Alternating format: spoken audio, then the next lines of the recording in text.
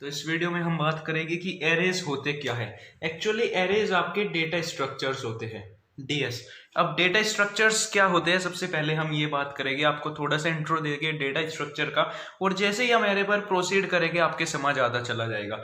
तो data structure, जैसे कि इसके नाम से ही आपको पता लग रहा है, एक तरीका होता है जिससे कि आप अपने डेटा को इस तरीके से अरेंज करें कि आप उसको इफेक्टिवली यूज कर पाए। ठीक है, एक तरीका होता है जिससे कि आप अपने डेटा को इस तरीके से अरेंज करें कि आप उसको इफेक्टिवली यूज कर पाए। तो शुरुआत करेंगे एरेज के साथ और फिर आपके समझ में आ जाएगा कि हम इफेक्टिवली कैसे यूज कर सकते हैं और कैसे उसको अरेंज कर सकते हैं।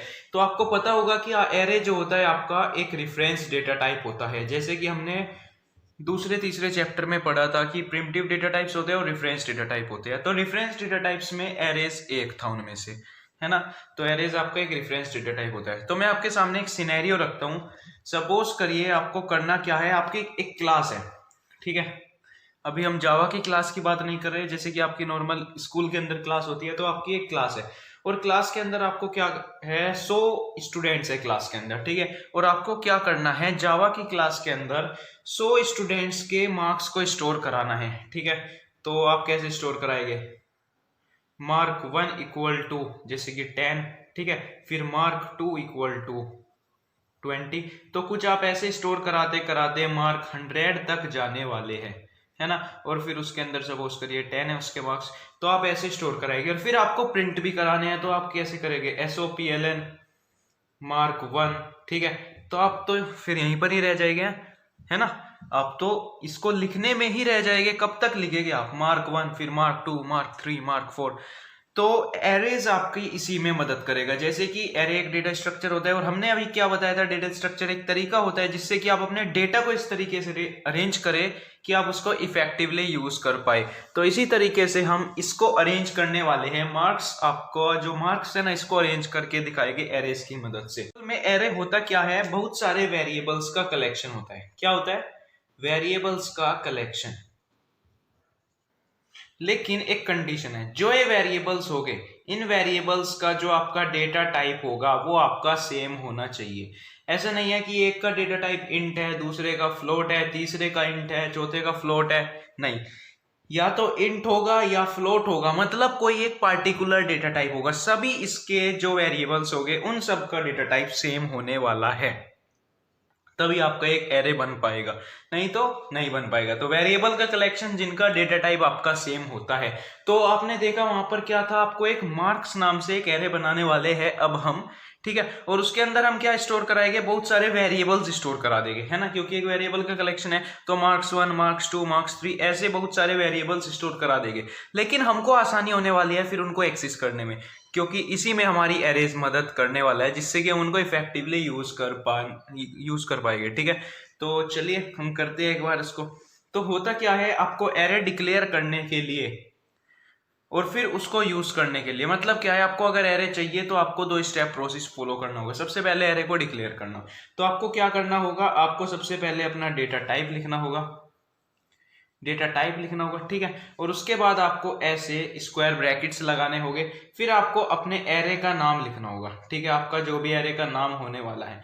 तो ये क्या कर देगा, डिक्लेयर कर देगा एक कि भाई एक एरे होने वाला है, ठीक है। आपका एक एरे होने वाला है जिसका डेटा टाइप ये होगा। जैसे कि भाई एक इंट का मार्क्स नाम से एरे होने वाला है, हमें कैसे कर सकते हैं, इंट और फिर यहां पर लिख सकते हैं मार्क्स। तो ये क्या कर देगा, डिक्लेयर कर देगा। लेकिन एक्चुअली वो अभी एग्जिस्ट नहीं करता, मतलब अगर आप उसको कहीं मेमोरी में जाके ढूंढेंगे तो आपको मार्क्स नाम से कोई एरे नहीं मिलने वाला। तो इसीलिए इसको मेमोरी एलोकेट कराने के लिए आपको क्या करना होगा, फिर एरे का नाम लिखना होगा और इक्वल टू आपको लगाना होगा न्यू, क्योंकि न्यू किस में मदद करता है, आपकी मेमोरी एलोकेशन में मदद करता है। और फिर आपको उसका डेटा टाइप लिखना होगा, जो भी आपका डेटा टाइप होने वाला है। फिर आपको स्क्वायर ब्रैकेट्स लगाने होंगे और सेमीकोलन। लेकिन इस स्क्वायर ब्रैकेट के अंदर आपको क्या लिखना होगा, इस स्क्वायर ब्रैकेट्स के अंदर आपको लिखना होगा कितना आपके एरे का साइज होने वाला है, मतलब आप कितने वेरिएबल्स, कितने एलिमेंट्स स्टोर कराने वाले हैं। जैसे कि आपने वहां पर देखा हुआ मार्क्स 1 था, है ना, मार्क्स 2 था, तो आपको 100 बच्चों के मार्क्स स्टोर कराने थे, तो मतलब आपको 100 वेरिएबल्स स्टोर कराने हैं, 100 एलिमेंट्स स्टोर कराने हैं। तो इसीलिए हम इसके अंदर लिख देंगे यहाँ पर 100 और ऐसे बंद कर देंगे। तो ये क्या बना देगा, मेमोरी के अंदर जगह बना देगा, और मेमोरी में आप अगर मार्क्स नाम के एरे को ढूंढोगे तो वो आपको मिल जाएगा।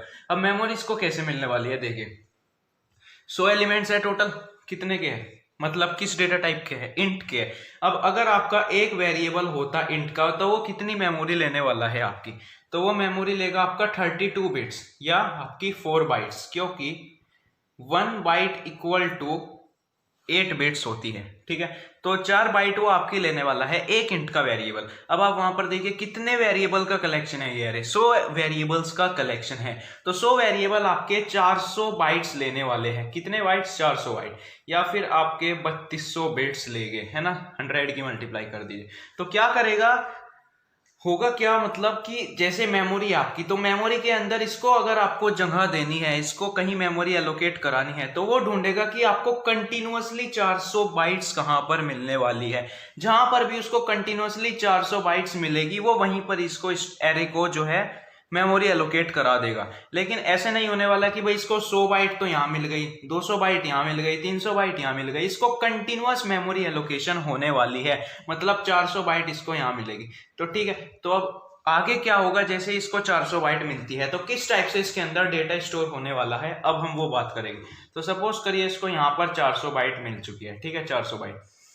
तो होगा क्या, पहली 4 बाइट के अंदर एक एलिमेंट स्टोर, दूसरी 4 बाइट के अंदर एक एलिमेंट, तीसरी 4 बाइट के अंदर तीसरा एलिमेंट स्टोर, और ऐसे करते करते आखिरी की 4 बाइट के अंदर एक एलिमेंट स्टोर। अब आप मुझको ये बताइए कि आप इनको एक्सेस कैसे करेंगे, मतलब इनका कुछ यूनिक नेम तो होना चाहिए कि भाई तीसरे नंबर पर है, चौथे नंबर पर है, तो इनको कुछ यूनिक नेम प्रोवाइड करना पड़ता है, और उस यूनिक नेम को हम कहते हैं इंडेक्सेस, या फिर सबस्क्रिप्ट भी आप उसको कह सकते हैं, ठीक है। तो इंडेक्सेस या सबस्क्रिप्ट आपकी 0 से शुरुआत होकर लेंथ -1 तक चलती है, मतलब जितने का वो कलेक्शन है, जितने वेरिएबल्स का वो कलेक्शन है, उसमें से -1 करिए, तो वो 100 का था तो 99 तक चलेगी। तो 0 1 2 3 ऐसे करते करते 99 तक आपकी इंडेक्सेस जाने वाली है। अब हम कैसे जो है किसी भी एरे के वेरिएबल को, मतलब एरे के अंदर बहुत सारे वेरिएबल्स है, किसी पर्टिकुलर वेरिएबल को रिफरेंस कर सकते हैं। रिफरेंस करना, अब क्योंकि भाई एरे एक रिफरेंस डेटा टाइप है, तो हम उसकी मेमोरी लोकेशन पर काम करने वाले हैं, तो इसीलिए हम उसको रिफरेंस करेंगे। तो कैसे रिफरेंस कर सकते हैं, आपको सबसे पहले क्या करना होगा, एरे का नाम लिखना होगा। You should write the name of array first, ठीक है। एरे का नाम लिखने के बाद आपको यहाँ पर स्क्वायर ब्रैकेट लगाने होंगे, और फिर उसकी इंडेक्स लिख देनी होगी, जो भी उसकी इंडेक्स, और ऐसे सेमीकोलन से टर्मिनेट कर देगा। तो फिर आपको ये वैल्यू निकाल के दे देगा कि उस पार्टिकुलर जहां पर, उस पार्टिकुलर इंडेक्स पर क्या वैल्यू आपके एरे ने स्टोर करा कर रख रखी है। तो सपोज करिए एक इंट का वही आपका एरे है, और इसके अंदर सेकंड सबस्क्रिप्ट पर यहाँ पर 5 वैल्यू स्टोर है, कितनी, 5। तो अगर आप ऐसे चलाओगे कि भाई मार्क्स और फिर 5, ठीक है, और इसको प्रिंट कराओगे, तो इसका आंसर आपका 5 आने वाला है। सॉरी, यहाँ पर 5 नहीं 2 लिखेंगे, क्योंकि सेकंड सबस्क्रिप्ट पर है। तो अगर आप लिखेंगे मार्क्स 2, तो आपका 5 प्रिंट होने वाला है, अगर आप इसको SOPLN स्टेटमेंट के अंदर डालेंगे। तो इस टाइप से आप एरे की किसी भी वैल्यू को एक्सेस कर सकते हैं। इंडेक्सेस आपके समझ में आ चुका होगा कि कंटिन्यूअस मेमोरी लोकेशन लेता है, और फिर क्या होता है, उसको अलग अलग, मतलब 400 बाइट थी, और एक पार्टिकुलर वेरिएबल आपका 4 बाइट का था, है ना, 4 बाइट का था इंटीजर का। तो हर 4 बाइट के अंदर एक वेरिएबल स्टोर होगा, और किसी पार्टिकुलर वेरिएबल को यूज करने के लिए हमको इंडेक्सेस या सबस्क्रिप्ट की मदद लेनी पड़ती है। अब हम बात करेंगे कि इनके अंदर वैल्यू कैसे स्टोर कराइए। अब आपको एक बात सबसे पहले यहाँ पर पता होनी चाहिए, जैसे कि आपने क्या किया, यहाँ पर एक इंटीजर डेटा टाइप का आपने एक एरे बनाया, और मार्क्स नाम यहाँ पर इसका हम रख लेते हैं इंट मार्क्स, और यहाँ पर आपको क्या करना है, आपको स्क्वायर ब्रैकेट्स लगाने हैं। आप स्क्वायर ब्रैकेट्स, एक और बात रखिए ध्यान में कि आप स्क्वायर ब्रैकेट्स आपके डेटा टाइप के सामने यहाँ पर भी लगा सकते हैं, और यहाँ से हटाकर जो आपका एरे का नाम है उसके सामने यहाँ पर भी लगा सकते हैं। तो कोई दिक्कत वाली बात नहीं है। आप जब एरे को डिक्लेयर करते हैं तो इंट मार्क्स आप ऐसे डिक्लेयर कर सकते हैं, या फिर आप ऐसे भी डिक्लेयर कर सकते हैं। अभी हम बात बताएंगे कि आपको ऐसा क्यों है, मतलब आपको इसका यूज कहां पर आने वाला है। तो सपोज करिए मुझको 3-4 एरे डिक्लेयर करने हैं, तो अगर आप उसको ऐसे करेंगे, जैसे कि एक एरे में डिक्लेयर करता हूँ मार्क्स नाम से, फिर दूसरा एरे डिक्लेयर करता हूँ नेम्स नाम से, तो आपको यहाँ पर बार बार स्क्वायर ब्रैकेट्स लगाने पड़ेंगे। लेकिन अगर मैं इसको स्क्वायर ब्रैकेट को यहीं पर ही लगाने की कोशिश करूँ तो ये सही होगा आपका, ठीक है। और फिर आपको यहाँ पर सिर्फ मार्क्स नेम्स ऐसे लिखना पड़ेगा। तो आपको अगर बहुत सारे एरे डिक्लेयर करने पड़ जाते हैं तो आपको वहां पर इस यूटिलिटी का यूज आता है, ठीक है। तो अब हम बात कर रहे थे डिफॉल्ट वैल्यू के बारे में। तो सपोज करिए मैंने यहाँ पर एक एरे बनाया इंटीजर का और नाम रख देता हूं मैं इसका मार्क्स, और ठीक है। तो आप इसको मैं यहाँ पर डायरेक्ट वैल्यू से इनिशियलाइज कर देता हूँ, मतलब इसको मेमोरी एलोकेट कर देता हूँ एक ही स्टेप के अंदर, मतलब एक ही लाइन के अंदर। हो गए तो वो 2 स्टेप भी, ठीक है। तो मैं न्यू ऑपरेटर की मदद से यहाँ पर मेमोरी एलोकेट कराता हूँ और फिर क्या करता हूँ, यहाँ पर मार्क्स लिख देता हूँ, सॉरी यहाँ पर इंट लिख देता हूँ, है ना, क्योंकि आपको यहाँ पर डेटा टाइप का नाम लिखना होता है। और फिर मैं सपोज करिए 10 एलिमेंट्स का ये बनाता हूँ, तो मैंने यहाँ पर बना दिया, ठीक है।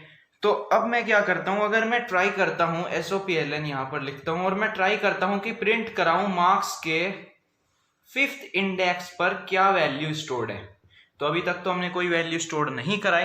तो होता क्या है, जब आपके एरो को मेमोरी एलोकेट होती है तो इनिशियल वैल्यू जो उनकी सेट होती है ना, वो डिफॉल्ट वैल्यू सेट हो जाती है। मतलब अगर इंटीजर है तो 0 सेट होगी, जैसे कि डबल, फ्लोट, इंट, ये सब, ठीक है। 0.0D हो जाएगी, 0.0F हो जाएगी फ्लोट और डबल के केस में, ठीक है। लेकिन अगर रेफरेंस डेटा टाइप है, देखिए एरे के अंदर हम ऑब्जेक्ट्स भी स्टोर करा सकते हैं, जरूरी नहीं है आप प्रिमिटिव डेटा टाइप स्टोर कराए, ऑब्जेक्ट्स भी करा सकते हैं। अब ऑब्जेक्ट रेफरेंस डेटा टाइप होती है तो वहां पर नल स्टोर्ड होती है, ठीक है। कैरेक्टर की \U 000 ये स्टोर्ड होगी। अगर आपका कोई कैरेक्टर का एरे है तो डिफॉल्ट वैल्यू उसकी ये होती है, तो इसीलिए ये स्टोर्ड होगी, और इंटीजर के लिए वो होगी।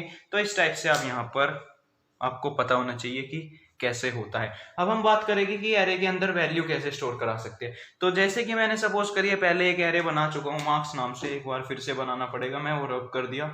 तो तो इंट का बना लेते हैं यहाँ पर, int marks equal to new marks, ठीक है। और 10 एलिमेंट्स का हम यहाँ पर बनाते हैं। तो मैं क्या करता हूँ, इसके अंदर अगर मुझको वैल्यू स्टोर करानी है, सबसे पहला तरीका देखते हैं। आपको सबसे पहले अपने एरे का नाम लिखना होगा और फिर उसकी सबस्क्रिप्ट वैल्यू की किस वैल्यू पर आप उसको स्टोर कराना चाहते हैं। तो सपोज करिए मैं 0 वैल्यू पर जो है स्टोर कराना चाहता हूँ, और फिर आपको असाइनमेंट ऑपरेटर का यूज करना होगा और फिर आपको वैल्यू लिख देनी होगी जो भी आपको स्टोर करानी है। तो 10 वैल्यू क्या होगी, जैसे कि मेरे पास ये आपका एक एरे है, तो यहाँ पर 0, यहाँ पर 1, ऐसे चलते चलते 10 तक होने वाली है। तो जो 0 वैल्यू होगी, मतलब 0 सबस्क्रिप्ट होगा, यहाँ पर स्टोर हो जाएगी आपकी 10, और बाकी सब जगह आपकी फिलहाल अभी 0 है। तो अगर मैं यहाँ पर लिखूं मार्क्स 1 इक्वल टू 20, तो यहाँ पर फिर आपकी 20 स्टोर हो जाएगी। लेकिन ध्यान रखना, आप यहाँ पर ऐसा मत करना कि इंटीजर की जगह अगर आप यहाँ पर स्ट्रिंग की पास करोगे तो फिर आपको दिक्कत होने वाली है, एरर आ जाएगा, क्योंकि आपका जो एरे है इसका डेटा टाइप क्या है, इंटीजर है, इसीलिए इंटीजर की वैल्यू ही स्टोर कराना इसके अंदर। अब दूसरा तरीका है आपका एरे इनिशियलाइजर। एरे इनिशियलाइजर क्या है, एक सीक्वेंस है लिस्ट का जो कोमा से सेपरेटेड होगा आपका और कर्ली ब्रेसेस के अंदर होगा। तो सपोज करिए, लेकिन जब आप एरे इनिशियलाइजर का यूज करेंगे ना, तो आपको जो है स्पेसिफाई नहीं करना होता कि आपको कितने एलिमेंट्स का एरे बनाना है, क्योंकि आप डायरेक्टली वैल्यू इनिशियलाइज करते हैं और वो वहीं से ही काउंट कर लेता है। तो सपोज करिए मुझको एक एरे बनाना है फिर से मार्क्स नाम का, तो मैं पहले इंट लिखूंगा, फिर मार्क्स लिखूंगा, और फिर क्या करूंगा, डिक्लेयर करते ही इक्वल लगाकर, इस बार मैं यहाँ पर न्यू ऑपरेटर से मेमोरी एलोकेट नहीं करूंगा, पहले वो यहीं पर ही हो जाएगी। तो एरे इनिशियलाइजर मैंने क्या बताया अभी, कर्ली ब्रेसेस के अंदर कोमा सेपरेटेड एक्सप्रेशन का लिस्ट होता है। तो कोमा सेपरेटेड एक्सप्रेशन होगी इसके अंदर और कर्ली ब्रेसेस के अंदर होने वाले है ये सब, ठीक है। तो इंट का है तो इसके अंदर एक्सप्रेशन कैसे हो गए, इंट के हो गए, तो सपोज करिए 10, 5, 4, 6, 2, 1। अगर मैं ऐसे लिख दूं तो क्या होगा, एक मार्क्स नाम से एरे बनेगा मेमोरी के अंदर, और यहाँ पर काउंट करिए 1, 2, 3, 4, 5, 6, मतलब 6 एक्सप्रेशन है, 6 एलिमेंट्स है इसके अंदर। तो 0, 1, 2, 3, 4, 5, ठीक है। तो मतलब यहीं तक ही होगा आपका एरे, 5 तक ही होगा, क्योंकि आपकी जो आखिरी वाली सबस्क्रिप्ट होती है आपकी लेंथ से -1 होती है, एक कम होती है, क्योंकि 0 से शुरुआत होती है ना। तो 0 के अंदर आपकी वैल्यू 10 जाएगी, 1 के अंदर 5, उसके अंदर 4, फिर 6, फिर 2, फिर 1। तो आप देख सकते हैं यहाँ पर एरे इनिशियलाइजर की मदद से आप कैसे वैल्यू स्टोर करा सकते हैं किसी भी एरे के अंदर। तो ये दूसरा तरीका था आपका एरे के अंदर वैल्यू को स्टोर कराने का। पहला तरीका क्या, आपको एरे का नाम लिखना होगा, फिर आपको क्या करना होगा, राउंड ये स्क्वायर ब्रैकेट्स लगाने होंगे, फिर आपको यहाँ पर अपना इंडेक्स लिखना होगा, कौन से इंडेक्स पर, सपोज करिए मैं 6 इंडेक्स पर, और फिर यहाँ पर आपको वैल्यू पास करा देनी होगी। लेकिन एक बात, अगर मैं यहाँ पर प्रिंट कराने की कोशिश करूँ मार्क्स 6, ठीक है, इसको मैं प्रिंट कराने की कोशिश करता हूँ, तो आप मुझको बताइए क्या होने वाला है। तो आपके 0 पर 10 वैल्यू लोकेटेड है, 1 पर 5 है, 2 पर 4 है, 3 पर 6 है, तो ऐसे करते करते 5 तक 1 है, लेकिन 6 पर क्या है, 6 पर आपका कुछ नहीं है। मतलब जब आपकी 6 इंडेक्स ही नहीं है तो वैल्यू वहां पर कहां से जाने वाली है। इसीलिए अगर हम वो इंडेक्स एक्सेस करने की कोशिश करें जो एग्जिस्ट ही नहीं करता, तो फिर आपका एक एक्सेप्शन आने वाला है, और उस एक्सेप्शन का नाम होता है array index out of bound exception. अभी हम उसको आपको ब्लूजे विंडो में भी करके दिखाएंगे। मैंने यहाँ पर एक क्लास बना ली है एरे प्रैक्टिस नाम से, और एक बार हम थोड़ा सा जो हमने अभी ओवरव्यू लिया पूरे एरे का, एक बार उसको हम देख लेते हैं, और फिर हम बात करेंगे कि स्कैनर क्लास को हम एरेस के साथ कैसे यूज कर सकते हैं इनपुट और आउटपुट के लिए। तो सपोज करिए मैं एक एरे बनाता हूँ, ठीक है, और इसका नाम रखता हूँ मैं यहाँ पर मार्क्स सी, ठीक है, और ये आपको स्क्वायर ब्रैकेट्स लगाने होंगे, ठीक है। तो मैंने यहाँ पर एरे डिक्लेयर कर लिया। फिर मैं यहाँ पर क्या करता हूँ, इसको मेमोरी एलोकेट करता हूँ, marks equal to new int, और सपोज करिए मैं 10 एलिमेंट्स का यहाँ पर एरे बनाता हूँ। अब आप इसको एक सिंगल लाइन में भी लिख सकते हैं, जैसे कि मैंने 2 लाइन्स में लिखा है, आप ऐसे कर सकते थे, int marks equal to new int, और फिर यहाँ पर जितने भी आपको एलिमेंट्स का ये एरे बनाना है, तो एक ही बात है, उन 2 लाइन्स को लिख लीजिए या इस एक लाइन को लिख लीजिए।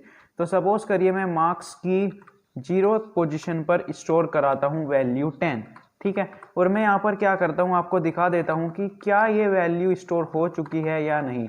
तो इसको हम कैसे एक्सेस करते थे, सबसे पहले आपको एरे का नाम लिखना होता था, फिर स्क्वायर ब्रैकेट, और फिर उसकी इंडेक्स यानी कि पोजीशन किस पर, और मैं आपको साथ ही साथ यहाँ पर प्रिंट भी करा देते हैं, चलिए मार्क्स की 1 पोजीशन पर, तो आपको पता लग जाएगा वहां पर आपकी डिफॉल्ट वैल्यू स्टोर होने वाली है। तो \t की मदद से यहाँ पर मैं टैब कैरेक्टर जो है आउटपुट कराऊंगा, ठीक है, और फिर उसके बाद मैं यहाँ पर मार्क्स की फर्स्ट पोजीशन पर क्या वैल्यू स्टोर्ड है। फर्स्ट पोजीशन का मतलब क्या है मेरा, कि दूसरा एलिमेंट क्या है ना, क्योंकि 0th पर तो फर्स्ट एलिमेंट हुआ, फर्स्ट पोजीशन पर आपका सेकंड एलिमेंट होगा।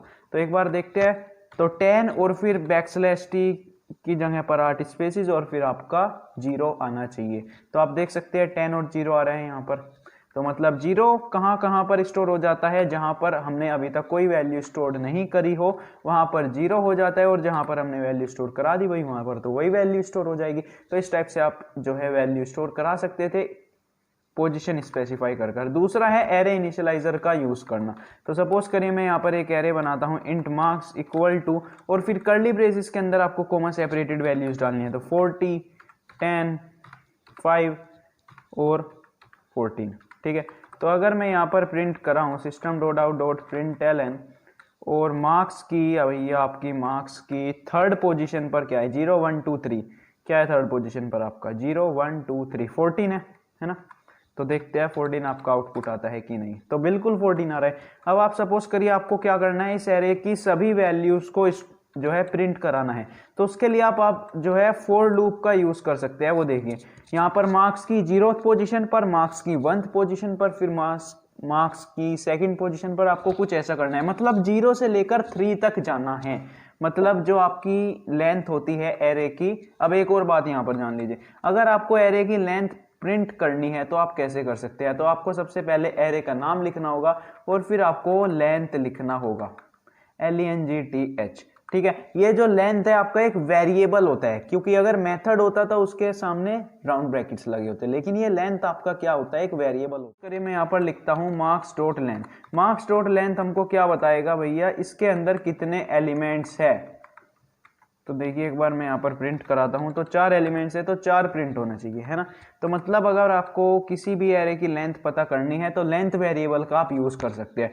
तो हम क्या करते हैं, 0 से लेकर लेंथ -1 तक का हम फॉर लूप दौड़ा देते हैं। चलिए इंट i इक्वल टू 0 और i should be less than और equal to marks dot length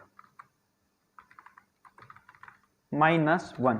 या फिर आप क्या कर सकते हैं, अगर आपको -1 नहीं लिखना तो फिर आप यहां पर इक्वल टू हटा सकते हैं ना, एक ही बात है ना। अगर आप इक्वल टू लगाओगे तो -1 करना पड़ेगा, अगर आप इक्वल नहीं लगाओगे तो आपको लेस देन ही रखना पड़ेगा।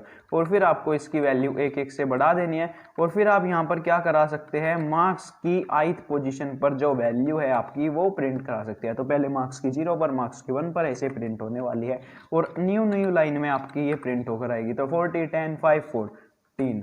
तो इस टाइप से आप जो है फॉर लूप की मदद से किसी भी वेरिएबल का मतलब एरे के वेरिएबल्स की वैल्यू को प्रिंट करा सकते हैं। अब स्कैनर क्लास से हम कैसे इनपुट ले सकते हैं किसी एरेस के अंदर। तो सपोज करिए मैं यहाँ पर एक प्रोग्राम लिख लेता हूँ।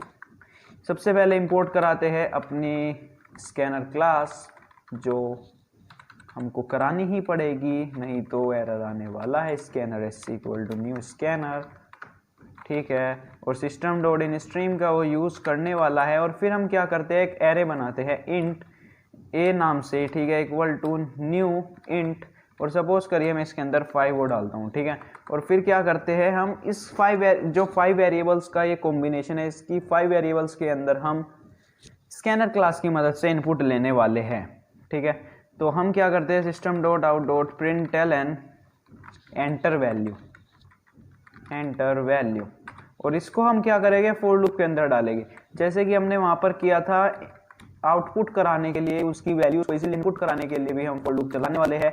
और I should be less then A dot length तक हम चलाएंगे और आई प्लस प्लस, बस वहां पर साइन का ध्यान रखना, जो आप रिलेशनल ऑपरेटर यूज कर रहे हैं, ठीक है, उसका ध्यान रखना है आपको बस। तो system dot out dot println हर बार एंटर वैल्यू शो करेगा जब आपसे वैल्यू इनपुट करानी होगी इसको। तो एंटर वैल्यू हम यहाँ पर कर देते हैं। और फिर क्या करते हैं, ए की ith पोजीशन पर, मतलब ए की 0th पोजीशन पर, ए की 1th पोजीशन पर, ए की 2nd पोजीशन पर क्या कर दो आप, sc.nextInt का यूज करके यूजर से वैल्यू ले लो, ठीक है।